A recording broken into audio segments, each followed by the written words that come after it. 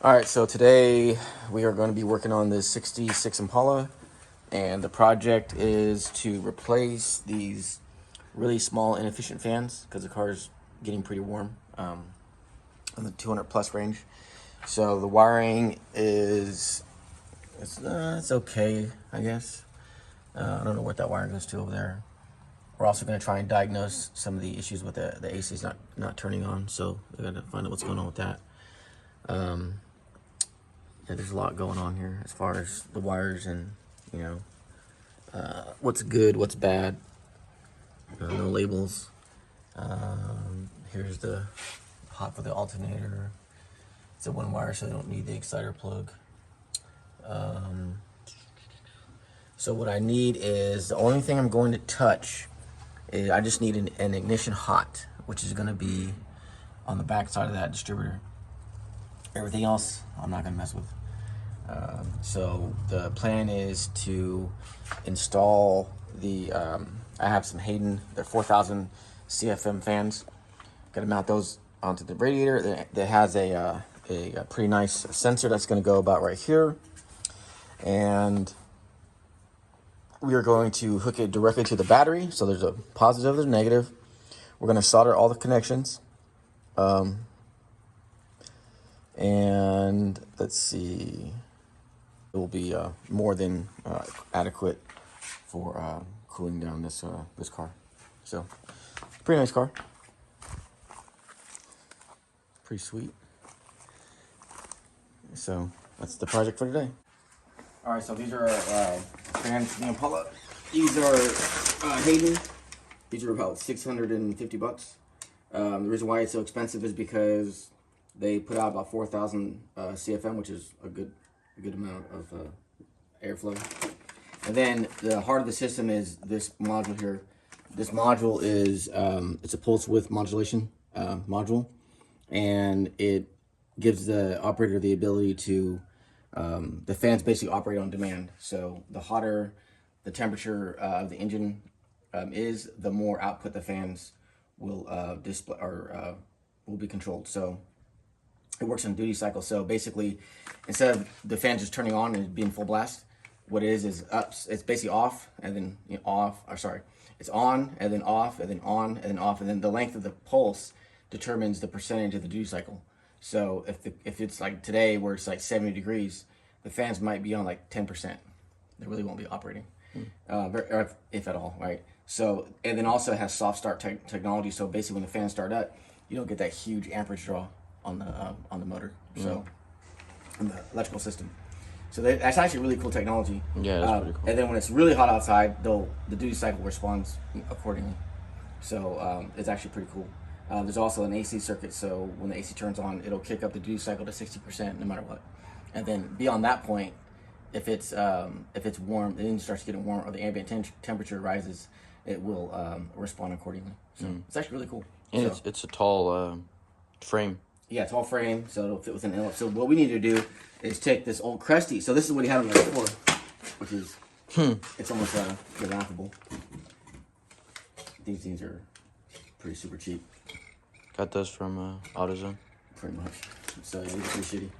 So I don't know if the car came with it or whatever, but it's just, I mean, they might put out 600 CFM a piece, maybe. But in this case, you get what you pay for. So this, you put these fans on, you will not have any cooling problems, no matter what. You could basically rest easy. It could be in traffic, go cruise, doesn't really matter. You're basically just hanging out, not really worried about it. But that's what you're paying for. Yeah, those are cool. Is peace of mind and reliability. So what we need to do is actually convert this frame to fit where this one did before. So what I need to do is basically line them up.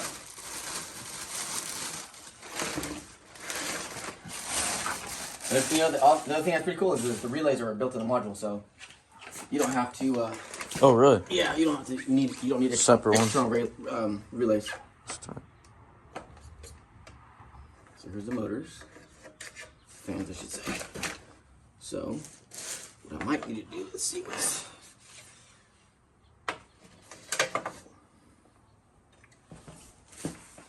It's pretty close. Pretty close. So what I'm gonna do is I'll probably end up cutting these pieces off of here. Cut those off, and just basically weld them to the frame. So weld these to this, and that way it bolts right on, just like it was before. What about the height from here to here? So the tanks are actually really tall. So this is the effective area of the radiator, the fin area, but the tanks are about right here, so it won't matter. Okay. But in order to get this big a fan, you're gonna kind of eclipse some of the real estate a little bit. The effective area of the fan, which is where all the cooling tubes are. The fins. But if you bias it half and half, which I'm gonna do, okay. And it'll be just basically right above the fin area, and it does have a rubber gasketing here, so okay, this thing's gonna cool like. Yeah. It's probably might pull. It'll use the whole thing, the whole radiator for sure. So yeah, that's the plan. So the next thing I need to do is cut these off, and then what I might do is actually cut them from up here, turn it around, and then just weld a bead on the inside. But before I do that, I need to take the fans off, so I don't want to send any welding current to these. As precaution, you know. Yeah. These are almost $700 fans, so yeah. So you don't want to make a mistake. Yeah. But yeah, so that's the plan. So I'll start fabbing it up, and then we can record the installation. All right, sweet.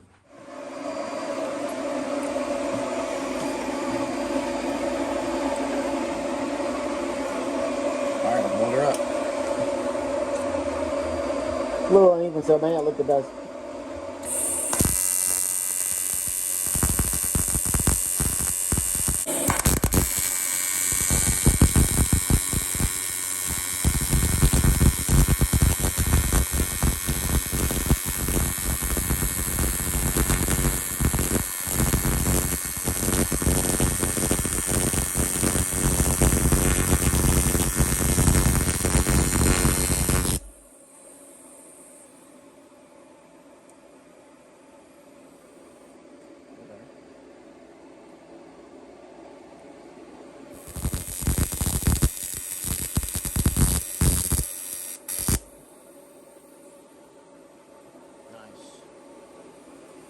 Stay.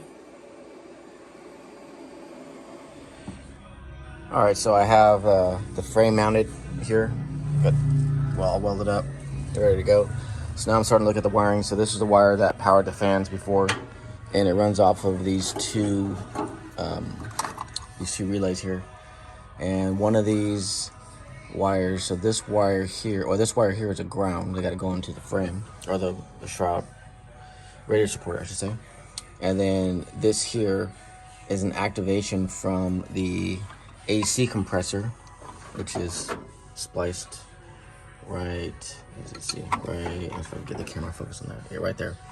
So when the AC compressor is armed, it actually sends 12 volts to this relay, which kicks the fans on as well. So we'll continue to use that.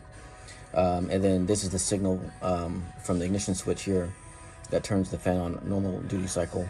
And this other wire here, this is the AC compressor wire, and that's what energizes the clutch on the AC.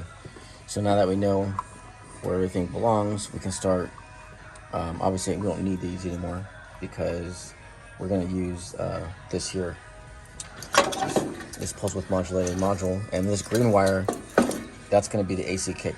So basically this wire is going to go to the AC. So when the AC clutch is energized, the fans will increase to a 60% duty cycle. And then that will help to cool the car, or not the car down, but help the AC work a little better. So I don't see a binary or tertiary switch in here on the system. Unless it's somewhere else. It must be a little bit, I guess, an older system. But, so that's kind of what we got. So I'll clean this up, and then I just wanted to show exactly what I'm doing. And I believe this other stuff here is for the stereo. I think. I'm not sure what this is for. But for us, it doesn't matter because we're not using any of that stuff. Actually, what is this? So that is receiving power actually from this here. And okay, yeah, that's what that is. So this is just a junction box for different things. So this is actually powering the relays. So good thing I looked at that. So that's powering the relay. We don't need that anymore, so we can use that and take it off. We won't take the supply off, but it'll just be the this line here, which powers the relays. We don't need that anymore. But other than that, should be good. All right. All right, so I got the box mounted and got the wires sorted. So this is going to be the AC kick. This is ignition hot here to both relays, and that's ignition hot to the AC. So this will be the out.